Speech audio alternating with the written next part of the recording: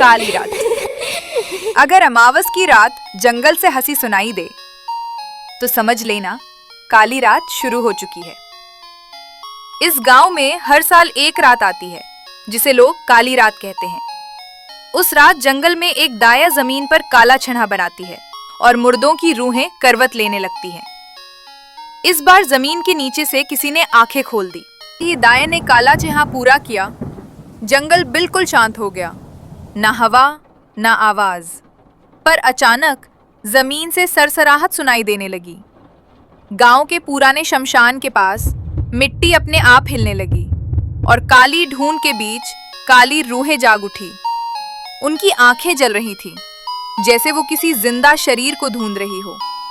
तभी गांव के एक घर में एक आदमी जोर से उठकर बैठ गया। उसकी आवाज बदल चुकी थी। उसने धीरे से कहा, हमें शरीर मिल गया। और उस आदमी की आंखें पूरी तरह काली हो चुकी थी। क्या पहली रूह ने कब्जा कर लिया? अगर किसी की आंखें काली हो जाएं, समझ लो वो इंसान अब अकेला नहीं है। सुबह होते ही गांव वालों ने महसूस किया कुछ तो गलत है। कल रात जो आदमी सो रहा था, आज वो बिल्कुल बदला हुआ था। उसकी चाल अजीब थी, आवाज भारी, और जब किसी ने उसका नाम लिया वो मुस्कुराया, पर आंखों में इंसानियत नहीं थी। उसके पीछे पीछे चल रही थी एक काली परछाई जो जमीन पर नहीं दीवारों पर रेंग रही थी। तभी उस आदमी ने धीरे से कहा, ये शरीर कमजोर है, हमें और चाहिए। और जैसे ही वो जंगल की तरफ मुड़ा, बाकी काली रूहों की आंखें भी चमक उठी। क्या ये सिर्फ शुरुआत है? जंगल के बीच काली रूहों के घेरे में खड़ी वो दाया पहली बार बोली, मुझे खून नहीं चाहिए, मुझे इंसाफ चाहिए। 50 साल पहले इसी गांव में एक औरत पर झूठी अफवाह लगाई गई। बिना सच जाने, बिना सुने गांव ने उसे जिंदा जला दिया। उस रात सिर्फ एक औरत नहीं मरी, उस रात इंसानियत भी जल गई। वो दाया नहीं थी, वो एक बेकसूर माँ थी, जिसका कसूर सिर्फ इतना था कि वो अलग थी। दाया ने गांव की तरफ देखकर कहा, आज यादें जागी हैं, कल जिम्मेदार लोग जागेंगे। क्या गांव अपनी गलती का सामना करेगा? गांव ने सच मानने से इनकार किया तो श्राप ने पहला कदम रख दिया। काली रात, एपिसोड 5। दाया ने जंगल में खड़े होकर अपनी आंखें बंद की और धीरे से जमीन पर हाथ रख दिया। उस पाल पूरे गांव में हवा अचानक उल्टा चलने लगी। दिया बुझ गए और घरों के अंदर परछाइयां अपनी जगह से हिलने लगी। जो लोग 50 साल पहले चुप थे, आज उनकी दीवारों पर उन्हीं की परछाई उन्हें घूर रही थी। श्राप। दाया की आवाज गूंजी, जो चुप रहा वही सबसे बड़ा गुनहगार है। और तभी एक आदमी की परछाई दीवार से अलग हो गई। गांव भर में चीख गुंजी, क्योंकि श्राप सिर्फ शुरू हुआ था। अब हर रात एक नाम लिखा जाएगा। क्या परछाइयां लोगों को ले जाएंगी? एपिसोड 6। जब श्राप को कोई रोक नहीं पाया, तब गांव में आया एक ऐसा इंसान जिसका नाम सुन के रूहें भी चुप हो जाती हैं। काली रात, एपिसोड 6।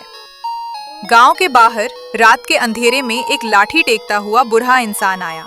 उसकी आंखें बंद थीं, पर वो बिना देखे बोल उठा, इस गांव पर दयान का नहीं, रोहने की रानी का श्राप है। गांव वालों के हाथ कांप गए, क्योंकि किसी को ये बात पहले कभी पता ही नहीं थी। तांत्रिक ने कहा, ये श्राप तब तक नहीं रुकेगा जब तक सच का बोझ किसी की जान के बराबर न हो। और फिर उसने एक घर की तरफ उंगली उठाई। उस घर के अंदर एक मासूम बच्ची सो रही थी और तांत्रिक ने धीरे से कहा, कुर्बानी तय हो चुकी है। कुर्बानी या बगावत?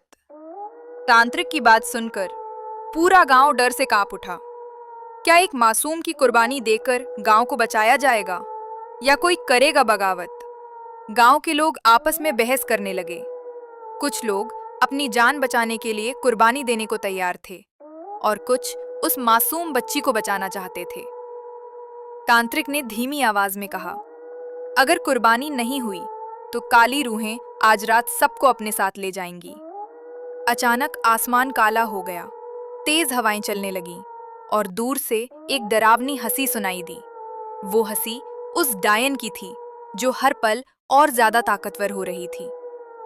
तभी एक नौजवान आगे आया और जोर से बोला, हम किसी मासूम की कुर्बानी नहीं देंगे। उसकी बात सुनकर तांत्रिक की आंखें अचानक खुल गईं, जैसे वो इसी पल का इंतजार कर रहा था। अचानक जमीन कांपने लगी और बच्ची के कमरे का दरवाजा अपने आप खुल गया। अंदर कोई और खड़ा था। आग बच्ची के कमरे में कोई अजनबी नहीं बल्कि गांव का मुखिया खड़ा था। उसकी आंखें अजीब तरह से चमक रही थीं और चेहरे पर डरावनी मुस्कान थी। तांत्रिक धीरे से बोला, यही है असली राज, डायन अकेली नहीं है। मुखिया अचानक हंसने लगा और उसकी आवाज बदल गई। वो बोला, मैं ही वो इंसान हूं जिसने सालों पहले काली रूहों को जगाया था। गांव वाले पीछे हटने लगे। हवा और तेज हो गई और अचानक मुखिया के पीछे काली परछाइयां दिखाई देने लगी। डायन की हंसी चारों तरफ गूंजने लगी। तांत्रिक ने जोर से मंत्र पढ़ा और अचानक बच्ची की आंखें खुल गईं। उसकी आंखों में अजीब चमक थी। क्या बच्ची ही इस कहानी की असली चाबी है? क्या बच्ची में कोई रहस्य छुपा है? बच्ची की आंखें चमकने लगी और कमरे की हवा अचानक भारी हो गई। तांत्रिक पीछे हट गया, जैसे उसे किसी पुराने राज का एहसास हो गया हो। अगर कहानी इंटरेस्टिंग लग रही है तो अभी लाइक कर दो और कमेंट में लिखो, काली रात देखते हैं, कितने लोग आखिर तक देखते हैं। तांत्रिक बोला, ये कोई आम बच्ची नहीं, इसके अंदर एक प्राचीन शक्ति छुपी है। मुखिया जोर से हंसने लगा, मैं इसी शक्ति के लिए सालों से इंतजार कर रहा था। अचानक काली रूहें कमरे में घूमने लगी, दीवारें कांपने लगी और बच्ची धीरे धीरे हवा में उड़ने लगी। गांव वाले डर से चीख उठे। तभी बच्ची की आवाज बदल गई और उसने धीमे से कहा, अब काली रात खत्म होगी। काली रात खत्म होगी या पूरा गांव हमेशा के लिए अंधेरे में डूब जाएगा। बच्ची हवा में तैर रही थी। उसकी आंखों की चमक पूरे कमरे को रोशन कर रही थी। तांत्रिक समझ गया, यही वो शक्ति है जो काली रूहों को खत्म कर सकती है। मुखिया गुस्से से चिल्लाया और काली रूहें बच्ची की तरफ बढ़ने लगीं। लेकिन अचानक बच्ची ने हाथ उठाया और तेज रोशनी पूरे गांव में फैल रही। डायन की चीख गूंज उठी और अंधेरा धीरे धीरे टूटने लगा। काली रूहें एक एक करके गायब होने लगीं। मुखिया जमीन पर गिर गया और गांव पहली बार शांत हो गया। सबको लगा काली रात खत्म हो गई, लेकिन बच्ची मुस्कुराई और उसकी आंखों में फिर वही काली चमक लौट आई। क्या काली रात सच में खत्म हुई या ये बस शुरुआत है? अगर सीजन 2 देखना है तो लाइक सब्सक्राइब करो और कमेंट में लिखो, काली रात।